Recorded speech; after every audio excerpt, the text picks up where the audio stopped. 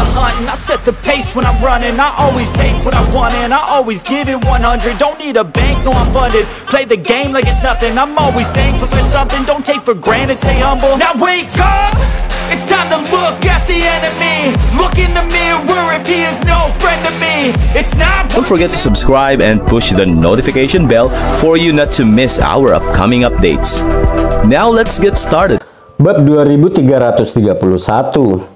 Hei Rasul keempat, jadi kaulah yang menghancurkan sirkulasi internal Yonas, Iwan berkata dengan dingin. Ketika dia menyelidiki kematian Yonas sebagai penjaga naga, Iwan mendiagnosis bahwa Yonas meninggal karena kerusakan pada sirkulasi internalnya dan terdapat jejak sisa energi sebenarnya di tubuh Yonas yang mirip dengan Rasul keempat. Iwan langsung menyimpulkan bahwa Rasul keempat kemungkinan besar adalah orang yang membunuh Yonas. Apa? Baik Arthur dan Aulus tercengang. Mereka berdua mengetahui bagaimana Yonas meninggal dan langsung menyadari bahwa Rasul keempat juga terlibat dalam kematian Yonas. Namun mereka begitu sibuk memikirkan kematian Yonas sehingga mereka tidak bertanya-tanya bagaimana Iwan mengetahui penyebab kematian Yonas. Jika pertanyaan itu muncul di benak mereka, mereka akan menduga bahwa Iwan merupakan penjaga naga yang mengunjungi mereka adalah Iwan sendiri. Tentu saja, karena kesalahpahaman antara keluarga Gumlar dan Iwan telah terselesaikan, itu tidak akan menjadi masalah meskipun mereka mengetahuinya. Hi brengsek, Rasul keempat, kamu bekerja dengan Joel dan Roni untuk membunuh Yonas. Aku tidak akan membiarkan siapapun di antara kalian. Arthur tersentak dan meraung. Dia sangat ingin membunuh Rasul keempat tetapi tidak dapat melakukannya jika Bos Selatan menghalanginya. Tidak perlu terburu-buru tetua Gumlar, hentikan Bos Selatan dan aku akan menangani Rasul keempat. Mereka akan mati di sini hari ini dan membayar atas perbuatan mereka terhadap Tuan Yonas. Iwan mengulangi dengan harapan bahwa keluarga Gumlar akan mengikuti perintahnya atau mereka semua mungkin akan kalah. Tapi ekspresi Arthur menjadi gelap saat dia terdiam. Dia tidak mau menyetujui usulan Iwan, tetapi mulai mengembangkan kepercayaan kepada Iwan setelah menyaksikan kekuatannya.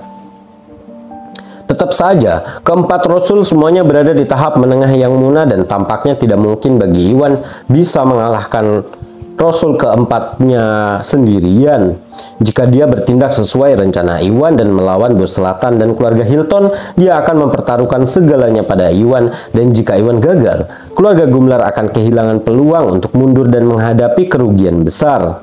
Tampaknya ini pertaruhan yang terlalu besar dan Arthur ragu apa yang dia harus mempercayai Iwan. Saat itu Rasul keempat berdiri. Jangan terlalu terburu-buru nak. Kamu baru saja beruntung. Ayo lakukan lagi. Dia meraung. Saat dia hendak menyerang lagi, Rasul Agung menghentikannya. Ada yang tidak beres dengan anak itu. Kamu tidak akan menang melawan dia. Mundur. Aku akan melawannya dan melihat terbuat dari apa dia. Rasul Agung berkata dan melangkah maju. Tapi Rasul keempat mencoba membantah, namun tidak dapat menyangkal bahwa Iwan mengalahkannya. Karena Iwan berhasil mengalahkannya dengan satu pukulan, itu berarti Iwan lebih kuat daripada dirinya, dan menantang Iwan lagi hanya akan membawa lebih banyak penghinaan pada dirinya sendiri. Oleh karena itu, dia hanya bisa menahan amarahnya dan kembali ke sisi Rasul kedua dan ketiga. Bab 2332. Oh, Rasul Agung ya, jangan repot-repot datang satu persatu. Mengapa kalian tidak mendatangi saya sekaligus? Jangan buang waktuku. Iwan memandang Rasul Agung dengan pandangan menghina. Kamu terlalu sombong bocah, aku lebih dari mampu mengurusimu sendirian. Izinkan aku mengajarimu konsekuensi melintasi keluarga Broto. Rasul Agung sekali lagi marah dengan sikap Iwan dan segera menyerangnya. Ketahuilah tempatmu. Iwan mengejek dan menghadapi serangan Rasul Agung secara langsung seperti yang dia lakukan sebelumnya. Mati sana, Rasul Agung menyipitkan matanya dengan muram. Meskipun Iwan berhasil mengalahkan Rasul keempat, Rasul Agung berasumsi bahwa Rasul keempat mungkin gagal karena dia meremehkan Iwan atau karena Iwan mempunyai semacam tibu muslihat. Karena Rasul Agung lebih kuat daripada Rasul keempat dan hampir mencapai tahap akhir alam yang munah, kekuatannya hampir tak tertandingi oleh siapapun di wilayah selatan dengan ekspektasi dari Bos Selatan dan Arthur. Jadi Iwan tidak mungkin bisa mengalahkannya. Bahkan jika dia berhasil mengalahkan Rasul keempat, Rasul Agung menggunakan kekuatannya dan bersiap menghadapi Iwan ketika Bos Selatan menghentikannya. Rasul Agung, anak itu memiliki pertahanan di dadanya dan itu seperti berada di tahap yang munah. Gunakan kecepatanmu, bukan kekuatanmu, atau kamu mungkin akan berakhir seperti Rasul keempat. Bos Selatan mengingatkan dan mengungkap tipuan Iwan. Dia tidak tahu bagaimana Iwan mengalahkan Rasul keempat, tapi Bos Selatan tahu bahwa Iwan tidak akan pernah bisa berada di tahap menengah yang munah di usia yang begitu muda. Memang benar keyakinan Bos Selatan terkonfirmasi saat dia menyaksikan pertarungan antara Iwan dan Rasul keempat sebelumnya. Kelincahan dan daya ledak Iwan berada di spektrum tahap puncak alam Augana atau tahap semi yang munah, yang jauh dari tahap yang menengah yang munah. Bos Selatan selalu menyadari pertahanan yang dimiliki Iwan dan berpikir bahwa itu adalah alat tingkat rendah. Namun mengingat kembali bagaimana Rasul ketiga gagal membunuh Iwan di masa lalu dan melihat bagaimana Rasul keempat dikalahkan, Bos Selatan sadar bahwa alat pertahanan yang dimiliki Iwan berada dalam keadaan menengah yang munah. Dia meremehkan kekuatan alat tersebut dan ini menyebabkan kegagalannya berulang kali dalam melenyapkan Iwan. Bab 2333. Oh, jadi anak ini hanya berhasil mengalahkan Rasul keempat dengan sebuah alat.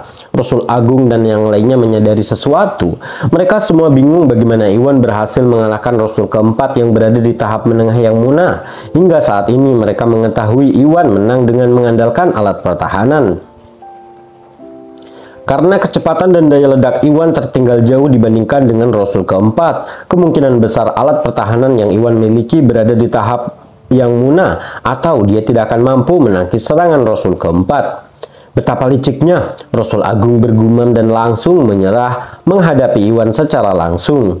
Sebaliknya, Rasul Agung menghindari serangan Iwan dengan cepat sebelum melanjutkan untuk melesat. Karena Iwan tidak dapat dibandingkan dengan Rasul Agung dalam hal kecepatan dan Rasul Agung menolak untuk menghadapinya secara langsung, Iwan berjuang untuk mengalahkannya dan keduanya langsung terlibat dalam pertempuran sengit. Seperti yang diharapkan, Bos Selatan mencibir. Bos Selatan sudah menebak bahwa Iwan memiliki alat pertahanan di tahap yang munah, tapi itu hanya spekulasi sampai dikonfirmasi oleh bagaimana Iwan berjuang untuk mengejar kecepatan Rasul Agung. Keluarga Broto dan keluarga Hilton juga memperhatikan hal yang sama. Meskipun alat pertahanannya sangat kuat, sebagian besar harta karun hanya dapat digunakan hingga 3 kali dalam jangka waktu terbatas, sehingga Rasul Agung dapat dengan mudah menerobos pertahanan Iwan dan membunuhnya. Dengan pemikiran itu, mereka semua menghela nafas lega. Oh tidak, sepertinya kita telah melebih-lebihkan Tuan Gusnadi. Bertentangan dengan kegembiraan Bos Selatan, hati keluarga Gumlar tenggelam. Arthur awalnya berpikir bahwa Iwan telah mencapai tahap menengah yang munah dan sedang mempertimbangkan apakah dia harus mempercayai Iwan, hanya untuk menyadari bahwa dia telah melebih-lebihkan Iwan setelah mendengar apa yang dikatakan Bos Selatan. Selain itu, karena Rasul Agung sekarang mengetahui kelemahan Iwan, Iwan kemungkinan besar akan kesulitan untuk mengalahkan Rasul Agung, belum lagi mengalahkan keempat Rasul. Arthur langsung menyimpulkan bahwa dia dan keluarga Gumlar akan hancur jika dia mengikuti rencana Iwan. Namun di tengah-tengah kekecewaannya, apa yang terjadi selanjutnya sangat mengguncang hati semua orang. Bab 2334. Nah, Bos Selatan telah mengetahui tipuanmu, menyerah saja dan mati, kata Rasul Agung. Setelah percakapan singkat dengan Iwan, dia menyadari bahwa Bos Selatan benar tentang Iwan yang memiliki alat pertahanan yang kuat. Meskipun alat tersebut menyulitkan Rasul Agung untuk mengalahkan Iwan, kelemahan Iwan adalah kelincahannya. Karena dia benar-benar memahami kemampuan Iwan, Rasul Agung memutuskan untuk berhenti membuang-buang waktu dan berencana untuk segera melenyapkan Iwan. Apa? Apakah kamu akan membunuhku? Berhenti bercanda, Iwan mendengus. Dia punya banyak trik selain pelindung dada kaisar, jadi Iwan tidak peduli jika Bos Selatan mengetahuinya. Dia hanya menahan diri untuk tidak menggunakan trik lainnya pada Rasul Agung untuk menurunkan kewaspadaannya. Betapa keras kepala, saya akan menunjukkan kepadamu apa yang mampu saya lakukan, kata Rasul Agung mendengus dan melompat ke udara sebelum melesat menuju Iwan. Ayo, Iwan ingin Rasul Agung menyerang dan tidak ragu-ragu untuk menghadapi serangannya secara langsung. Rasul Agung tahu bahwa Iwan memiliki alat pertahanan dan tidak mau bersaing dalam hal kekuatan. Gerakannya hanyalah tipuan dan melihat Iwan mendekat, dia berhenti dan melesat ke arah Iwan. Sudah waktunya untuk mati, nak, ambil ini. Serangan gemuruh. Rasul Agung mencibir dengan kejam sebelum meraih kedua tangannya untuk mengumpulkan energi sejatinya. Energinya langsung berubah menjadi bentuk dua naga dan mengalir ke punggung Iwan. Thundering Strike adalah metode kelas progresif tingkat lanjut yang diajarkan kepada 4 rasul oleh bos selatan. Metode kelas progresif tingkat lanjut jarang terjadi di wilayah selatan dan bahkan praktisi bela diri tahap akhir yang Muna akan berjuang untuk menangkisnya tanpa menggunakan metode kelas yang setara. Iwan hanyalah seorang pemuda dan Rasul Agung tahu bahwa alat pertahanan Iwan terletak di depan dadanya. Jadi Iwan bersiap menghadapi malapetaka karena Rasul Agung meluncurkan serangan guntur di punggungnya. Kerja bagus, Bos Selatan dan Devon bersorak. Mereka semua tahu bahwa Iwan gagal dalam hal kelincahan dan daya ledak. Kini setelah Rasul Agung berhasil melancarkan serangan yang diarahkan ke punggung Iwan, Iwan akan terbunuh di tempat tanpa perlindungan alat pertahanannya. Ini sudah berakhir, Tuan Gusnadi akan mati. Hati keluarga Gumlar tenggelam ketika mereka menyimpulkan bahwa Iwan juga kekurangan kekuatan. Tanpa alat pertahanan yang menjaga punggungnya, Iwan tidak mungkin bisa bertahan dari serangan Rasul Agung. Seketika mereka semua mengkhawatirkan keselamatan Iwan dan merasa putus asa. Bab 2335. Di tengah-tengah keputusasaan keluarga Gumlar, Iwan melangkah maju dan menerapkan Phantom Step. Sosoknya berubah menjadi bayangan kabur. Pada saat yang sama, serangan gemuruh Rasul Agung menembus tempat di mana Iwan pernah berdiri dan menyebabkan tanah terangkat ke udara. Saat kotoran di udara menyebar, Iwan menghilang dari pandangan semua orang. Hah? Di mana Iwannya? Kemana dia pergi ya? Rasul Agung...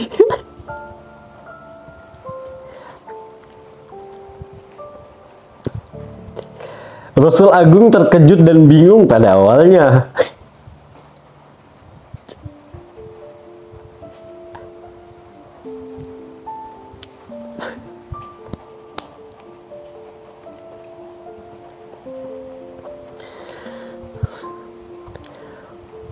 Rasul Agung terkejut dan bingung pada awalnya. Mungkinkah serangan Rasul Agung begitu kuat hingga dia menghancurkan Iwan hingga berkeping-keping? Ya, pasti itu. Keluarga Broto dan keluarga Hilton langsung menyimpulkan. Mereka semua melihat serangan gemuruh Rasul Agung menembus sosok Iwan dan mereka menyadari bahwa Iwan kemungkinan besar diledakkan oleh energi sejati Rasul Agung hingga tubuhnya meledak. Tidak, apakah Tuan Gusnadi dibunuh oleh Rasul Agung? Arthur dan Agus merasa terpukul dan berdiri membeku di tempatnya. Saat itu Bos Selatan meraung, "Tidak, Iwan belum mati. Rasul Agung, berbaliklah, bocah itu ada di belakangmu." Iwan pertama-tama menghindari serangan Rasul Agung dengan Phantom Step dan mengitari Rasul Agung dengan cepat, sementara pandangan semua orang tertutupi oleh tanah. Karena Iwan terlalu gesit, tidak ada yang memperhatikannya kecuali Bos Selatan. Apa? Rasul Agung tercengang. Tadinya dia berpikir bahwa dia melampaui Iwan dalam hal kecepatan dan Iwan akan mati karena serangan sebelumnya. Yang mengejutkan, Iwan menghindari serangan itu dengan mudah dan berhasil menyelinap ke belakang punggungnya tanpa ada yang menyadarinya. Rasul Agung terkejut dan langsung berbalik, tapi itu sudah terlambat. Kamu ingin berkompetisi dalam kecepatan, Pak Tua? Pikirkan lagi. Ambil ini, penjarahan duniawi. Iwan mendengus dan melancarkan serangan ke dada Rasul Agung. Berhenti, Rasul Agung memucat ketakutan. Karena Iwan sangat dekat dengannya, tidak ada waktu baginya untuk membalas. Pada saat-saat terakhir dia mundur, tanpa ragu-ragu dalam upaya untuk menarik jarak antara dirinya dan Iwan.